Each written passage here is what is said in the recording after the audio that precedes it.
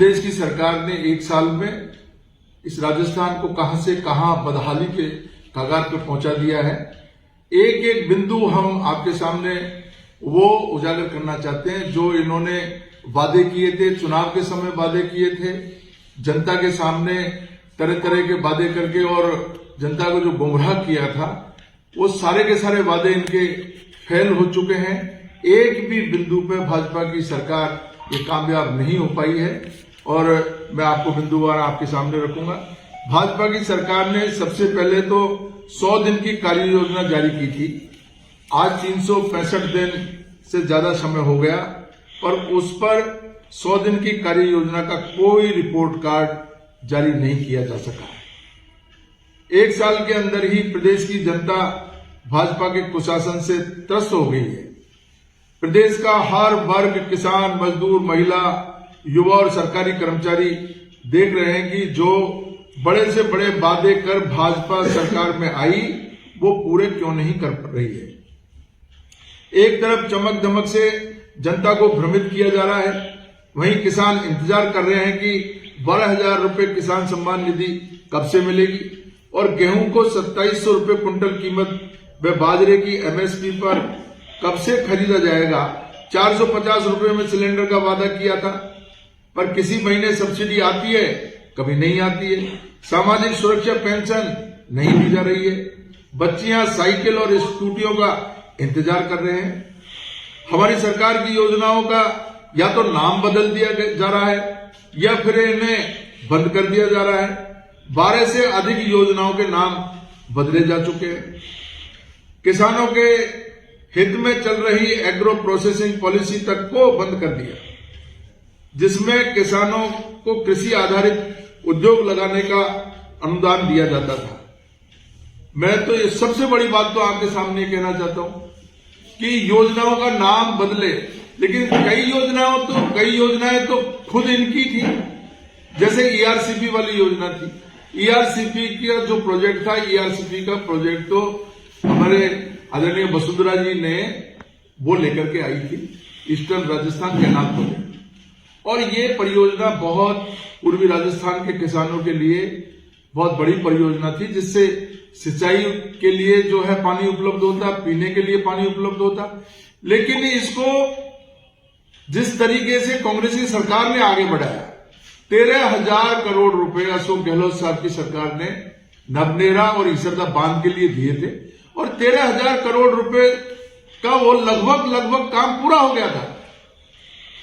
इन्होंने उस परियोजना को आगे बढ़ाने का काम नहीं किया, वरन उसको पीकेसी और दूसरी नाम बदल करके उसको उलझाने का काम किया। प्रधानमंत्री जी ने जब वो चुनाव से पहले अजमेर आए थे, जयपुर में आए थे, उस समय वादा किया था कि हम इसको राष्ट्रीय परियोजना घोषित करेंगे। राष्ट्रीय परियोजना तो घोषित नहीं की और उसको पीकेसी का नाम बदल लिए, कोई बात नहीं है। पार्वती, काली सिंध और चंबल, ये लिंक परियोजना के नाम से अभी जो ये परियोजना अभी मध्य प्रदेश के साथ समझौता, मैं कहना चाहता हूं मध्य प्रदेश के साथ समझौता तो वसुंधरा जी के समय 2005 में ही हो गया था। क्या जरूरत पड़ गई मध्य प्रदेश से दोबारा समझौता करने की? अगर वो समझौता भी किया है तो हमारी ये मांग है कि वो एमओयू राजस्थान की जनता को क्यों नहीं बताया जा रहा है, उसको क्यों छुपा करके बैठे हुए हैं। हमने असेंबली में भी ये सवाल उठाया और हमारे पूर्व मुख्यमंत्री जी बार बार ये कह रहे हैं, अशोक गहलोत साहब आप बताइए क्या समझौता किया है। जनता के, राजस्थान की जनता के हितों पर आप कोई कुठाराघात तो नहीं करके आए हैं। ये राजस्थान की जनता को जानने का हक है, लेकिन उसको भाजपा की सरकार उजागर नहीं कर रही है। हमारी मांग है कि उसको बताया जाए एमओयू क्या किया है, कितना पानी मिलेगा, कितना सिंचाई के लिए मिलेगा, ड्रिंकिंग वाटर की क्या पोजीशन रहेगी। ये पूर्वी राजस्थान पूरा एक एक बूंद पानी के लिए तरस रहा है और भरतपुर संभाग की हालत तो बहुत ही ज्यादा खराब है। हमारे गंगापुर, बावनबास, नादौती, करौली वाला एरिया, जिसमें आज भी लोग एक एक बूंद पानी के लिए तरस रहे हैं। चंबल बिल्कुल बगल में बह करके और चंबल का पानी समुद्र में जा रहा है। बहुत पहले से लोगों की मांग थी, वो मांग को जो राजस्थान सरकार, पूर्व राजस्थान सरकार आदरणीय गहलोत साहब जिस परियोजना स्कूल, सड़क, अस्पताल और दिसंबर 2023 में एक आदेश जारी कर रोक दिए, ये काम अभी तक शुरू नहीं हुए। पिछले एक साल में चाहे घरेलू बिजली हो, कृषि बिजली हो, दोनों की स्थिति बदतर हो चुकी है। आप देख सकते हो क्या बुरी स्थिति है। एक साल के अंदर अंदर हमारे किसानों को जो पहले दिन में बिजली मिलती थी और दिन में इस सर्दी के समय वो आराम से अपने सिंचाई के लिए जो है दिन में जाता और खेती में सिंचाई करके आराम से घर आता, आज रात में परेशान हो रहा है और रात में भी सही ढंग से बिजली नहीं मिल रही है। ट्रांसफार्मर जल जाता है, एक एक हफ्ते तक ट्रांसफार्मर नहीं मिल रहे। बिजली के जो कनेक्शन लेने के लिए लंबी लाइन लगी हुई है। बदहाल स्थिति हो गई है बिजली के मामले में। डीएपी के लिए तरसना पड़ रहा है, यूरिया नहीं मिल रहा है और इस मुद्दे को लेकर के किसान बहुत ही ज्यादा गुस्से में है। मुख्यमंत्री जी बिना अदालत की इजाजत के लिए विदेश यात्रा पर चले गए। बड़ा अफसोस है, प्रदेश का मुख्यमंत्री, उनको अगर इस बात की जानकारी नहीं हो, कानून की जानकारी नहीं हो, उनके खिलाफ जो मुकदमा चल रहा था अदालत से मंजूरी लेते अगर मान लो उनको विदेश जाना था तो ऐसी क्या जल्दी थी जो बिना अदालत की जानकारी में लिए ही विदेश चले गए और वो जब मुद्दा उठा तो विदेश से वापस आना पड़ा। यमुना जल समझौते की कोई जानकारी मुख्यमंत्री जी को नहीं है, टीआरसीपी की जानकारी कोई नहीं है। अरे भाई, भरतपुर संभाग में पैदा हुए हो, भरतपुर संभाग में आपने यहां पर पूरा जीवन निकाला है, आपको पता होना चाहिए भरतपुर संभाग की जो महत्वपूर्ण योजना है उसका जानकारी होनी चाहिए।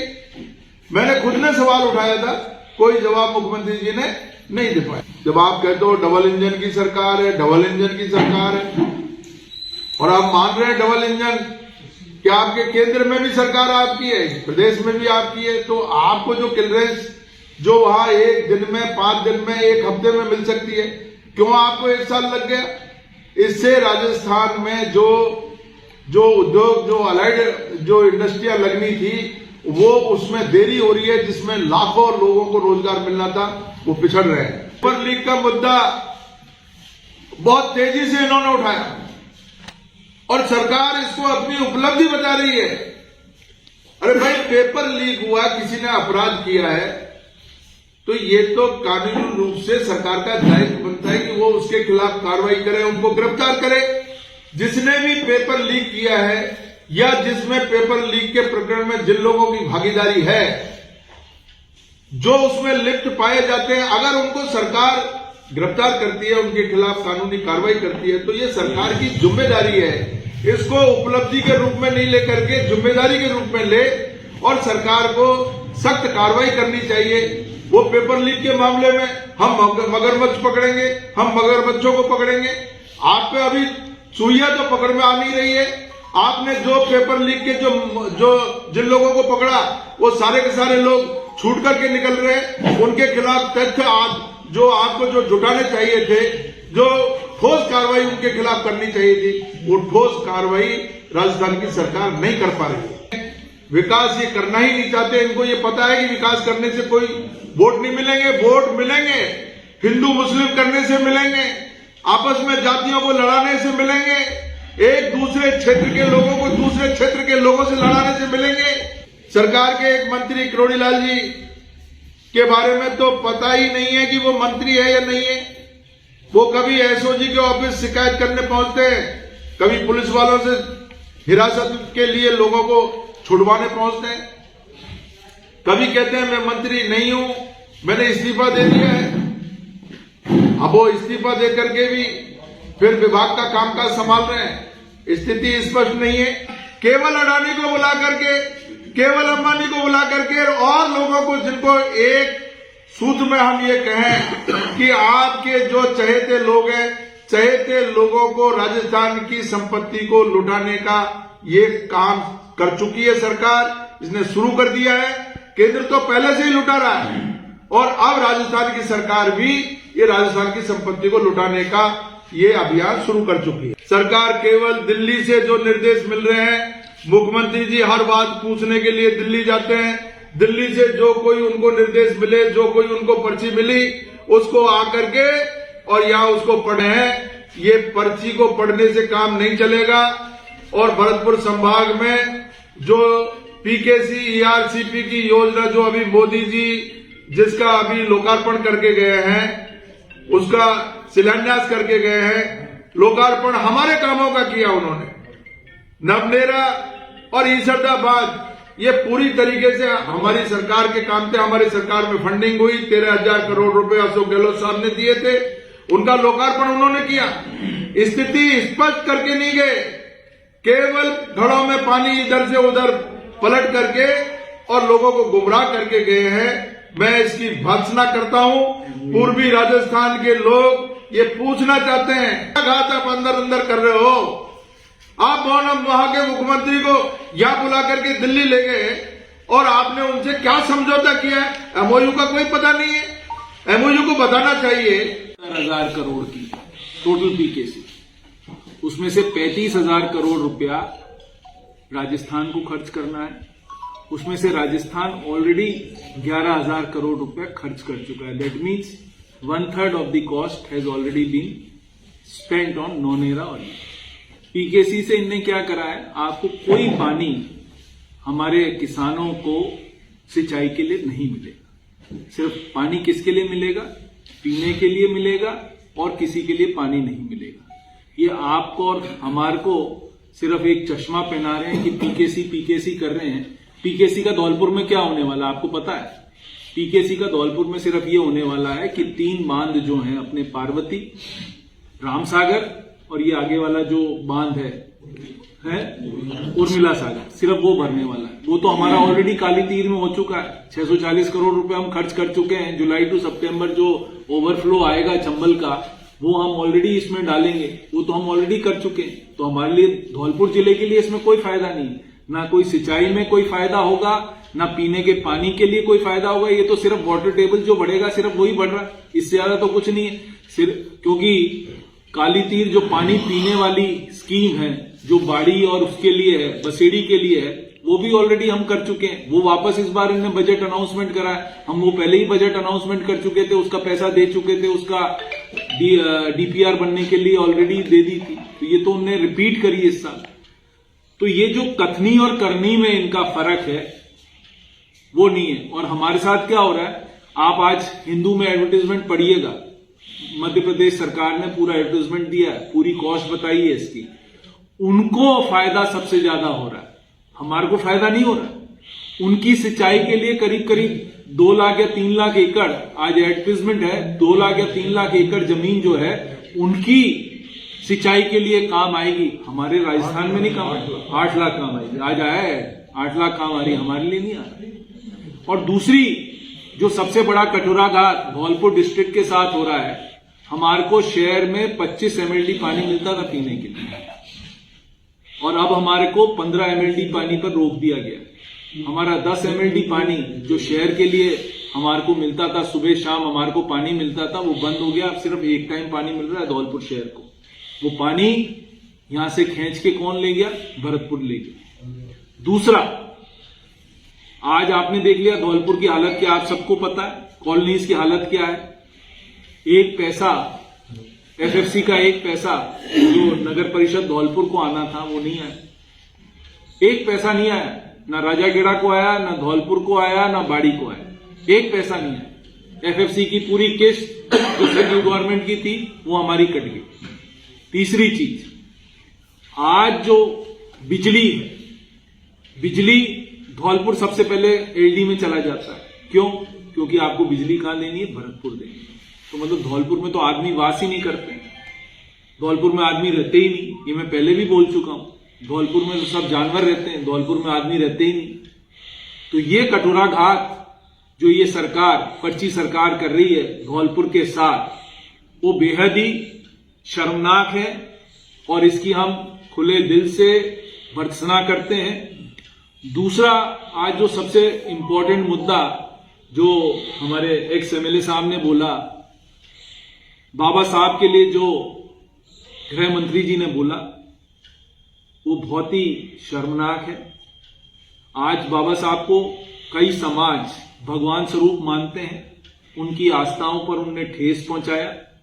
मैं उनसे विनती करता हूं कि या तो वो माफी मांगे या अपना इस्तीफा सौंपें, जिससे कि इस कंट्रोवर्सी को खत्म हो सके। नहीं तो ये कंट्रोवर्सी खत्म नहीं होगी। हम इस पर कल भी हम सड़क पर थे, आगे वापस 28 तारीख को प्रोग्राम बन रहा है, वापस सड़क पर जाएंगे।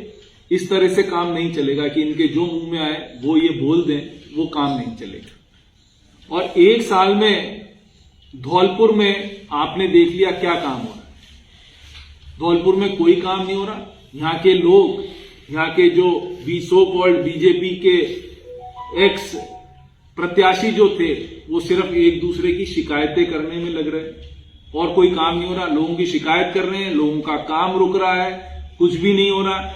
और शिकायतों में स्पेसिफिकेशन भी नहीं दिया जा रहा है। वो तो पूरी शिकायतें कर रहे जा रहे हैं, क्योंकि आप सबको पता है वो क्यों शिकायतें कर रहे हैं। वो शिकायत इसलिए कर रहे हैं कि जिससे ठेकेदारों से पैसा ऐंठ सके, जिससे मैं ये खुला आरोप लगा रहा हूं उन पर कि ठेकेदारों से पैसा लेने के लिए शिकायतें करी जा रही है। हर किसी डिपार्टमेंट में शिकायत करके और उसको चुपचाप बुला दिया जाता है कि ला हमारे को 5% दे जा, 2% दे जा, 3% दे जा। ये धौलपुर का हाल हो रहा है। धौलपुर में सब जितने पब्लिक वर्क्स डिपार्टमेंट हैं, सब पर काम बिल्कुल बंद है। सिर्फ ब्लैकमेलिंग हो रही है, यहां ठेकेदारों की ब्लैकमेलिंग हो रही है। ठेकेदारों को तो आप पैसा तो दूर, पैसा तो दे नहीं पा रहे हो, क्योंकि आपके खजाने में पैसा नहीं है, आप उसको मैनेज नहीं कर पा रहे हो। मैंने ये विधानसभा में उस दिन बोला था कि भाई आपके पास तो पैसा ही नहीं है देने के लिए, आप दोगे कहां से। बड़े बड़े आपने अनाउंसमेंट कर दिए। जो पिछली बार के, ये फरवरी आने वाला, जनवरी शुरू हो रहा है, पिछली बार के जो 10-10 हैंडपंप आप लोगों को हमको दिए हैं और 5-5 ट्यूबवेल हमको दिए हैं, आज तक उनकी फाइनेंशियल स्वीकृति नहीं निकली। पूरा साल खत्म होने आ रहा है और कितना बड़ा काम करा। एक एमएलए को 10 हैंडपंप दिए जो हमारे टाइम में 40-40, 50-50 मिलते थे, उनको 10 हैंडपंप दिए और वो सोच के बड़ा खुश है। अनाउंस क्या करे, 20 दिखाने के लिए अनाउंस करे 20 और दिए 10, अगले साल 10 देंगे। इतने तो हम एमएलए फंड से ही दे देंगे। वो आप देना या ना देना, वो हमारे लिए जीरो है। तो मेरा आप सबसे कहना यही है कि 1 साल में धौलपुर की जितनी दुर्गति इस बीजेपी सरकार ने करी है, यहां मंत्री आके बोल जाते हैं कि आपने तो कांग्रेस को वोट दिया था, हम आपके लिए क्यों काम करें। ये प्रजातंत्र है, आप समझ सकते हो। एक मंत्री आके ये बोल रहा है, जिले का मंत्री आके, जो यहाँ का मंत्री है, वो आके बोल रहा है आपने तो कांग्रेस, जिले का मंत्री है। मैंने उनसे क्वेश्चन किया था तो उन्होंने बताया था कि यहाँ के आमजन ने कांग्रेस के विधायक विधानसभा में आवाज नहीं उठाते हैं। कांग्रेस के विधानसभा में ये आप भी समझते हो ना, और अब तो आवाज उठाने की बात तो आप यूट्यूब पे ही देख लेते हो ना। कांग्रेस जिले के जो भी विधायक हैं वो पूरे जोर शोर से, आपको पता है जितनी डिबेट्स होती हैं हम सब में पार्ट लेते हैं। क्वेश्चनों में हम कोई उनसे पीछे नहीं है, क्वेश्चनों में उनसे ज्यादा हम क्वेश्चन पूछते हैं। और हमारे से आप क्या चाहते हो? ये तो है नहीं कि आपने नहीं सुना है, कि हमने नहीं बोला है। आपको ये फिर मैं कहता हूं, जितने एक्टिव हम लोग कांग्रेस के एमएलए विधानसभा में हैं, आज तक बीजेपी के एमएलए एक भी आप बता दो उतने एक्टिव कभी रहे हैं। हर विधानसभा में, हर फाइनेंस डिपार्टमेंट की स्पीचेस पे मैं बोलता हूं, सामाजिक सरोकार में दूसरे लोग बोलते हैं, दूसरे एमएलए बोलते हैं, किस पर नहीं बोल रहे आप सबको पता है। यूट्यूब चैनल आप सब देखते हो। तो मेरा सिर्फ इतना सा कहना है, जो मंत्री आके ये कह जाए कि कांग्रेस को वोट दिए तो हम क्या करें, इससे शर्मनाक बात कोई नहीं हो सकती। सरकार की जब आप मंत्री हो, आपकी कलेक्टिव रिस्पॉन्सिबिलिटी है। यू आर अ मंत्री, आपकी कलेक्टिव रिस्पॉन्सिबिलिटी है if you are a part of the ministry. आप पास देने के लिए पैसा ही नहीं है। आपके यहां सुपर सकर मशीन को ठीक करने के लिए मुझे जाना पड़ा 3 बार सेक्रेटरी के पास और उनसे रिक्वेस्ट करनी पड़ी, तब जाके पूरे राजस्थान में एक डेवलप हुआ कि भाई ठीक है, इनको एएमसी दे दो, अगले 2 साल की एएमसी दे दो तो ये काम चलेगा। Can you imagine, super sucker machine की एएमसी नहीं थी, वो यहां बंद पड़ी है। 10-10 करोड़ की मशीनें बंद पड़ी हैं। सरकार में कोई चेतने वाला नहीं है, सब सोने वाले हैं। उस दिन 20 लाख रुपए मैं और एमपी साहब यहां आए, हमने डिजास्टर मैनेजमेंट रिलीफ फंड से कलेक्टर के सामने बैठ के 20 लाख रुपए हमने सैंक्शन कराए, तब आपका डीजल का खर्चा चला है नगर पालिका का, कि ये पानी निकालने के लिए 20 लाख रुपए हमने सैंक्शन कराए थे उस दिन। तो ये तो हाल है इन मंत्रियों का, और जो सचिव लगे हुए हैं उनका ये हाल है कि उनको पता ही नहीं कि जिले में क्या हो रहा है। तो आप जो ये बात कर रहे हो, आप सबके सामने जिले की जो कंडीशन है, आप सबके सामने, कोई नया बताने की जरूरत नहीं है। आप सब लोग जागरूक पत्रकार हो, आप सबको पता है कि क्या जिले की कंडीशन है। राजस्थान के सीएम भजन लाल ने कल पीसी किया है, अम्बेडकर का अपमान तो कांग्रेस ने किया है, कांग्रेस ने उनको मंत्री पद से इस्तीफा मांगा। देखिए, जहां तक बाबा साहब अम्बेडकर जी के अपमान की बात है, पूरा देश जानता है कि किसने अपमान किया और खुलेआम अपमान किया है। मेरा तो यहां तक मानना है कि 75 साल में अगर किसी व्यक्ति ने यह दुस्साहस किया है तो उसका नाम अमित शाह है, जिसने खुलेआम परम पूज्य बाबा साहब भीमराव अंबेडकर जी का अपमान किया। और वो परम पूज्य बाबा साहब भीमराव अंबेडकर जी का ही अपमान नहीं है, वो करोड़ों करोड़ों जो दलित लोग हैं, जो अंबेडकरवादी लोग हैं, जो करीब 30 से 40 करोड़ लोग इस देश में जो निवास कर रहे हैं, वो सब बहुत दुखी है, व्यथित है इस बात को लेकर के। कई लोगों ने अपने घरों में चूल्हा तक नहीं जलाया इस अपमान की बात को सुनकर। लोग खाना नहीं खा रहे हैं, सड़कों पे उतर रहे हैं, धरना प्रदर्शन कर रहे हैं, पूरी कांग्रेस पार्टी सड़कों पे है। और हम आपके माध्यम से कहना चाहते हैं, अगर देश के गृह मंत्री जी ने इस्तीफा नहीं दिया, माफी नहीं मांगी, तो कांग्रेस पार्टी भी चुप बैठने वाली नहीं है। और ये जो अंबेडकरवादी लोग हैं, ये बिल्कुल भी चुप नहीं बैठेंगे, सड़कों पे उतरेंगे, संघर्ष करेंगे। ये जो आप बात कर रहे हो ना, ये सिर्फ नैरेटिव चेंज करने के लिए सीएम भजन लाल ने ये बात करी है कि अपना ब्लेम दूसरों पे डाल दें। कहना बड़ा आसान होता है ना, और ये तो प्रत्यक्ष रूप से उनने संसद में बोला है, पूरे यूट्यूब चैनलों ने चलाया। वो तो भजन लाल जी को तो जो दिल्ली से कहा जाता है वो बोलते हैं।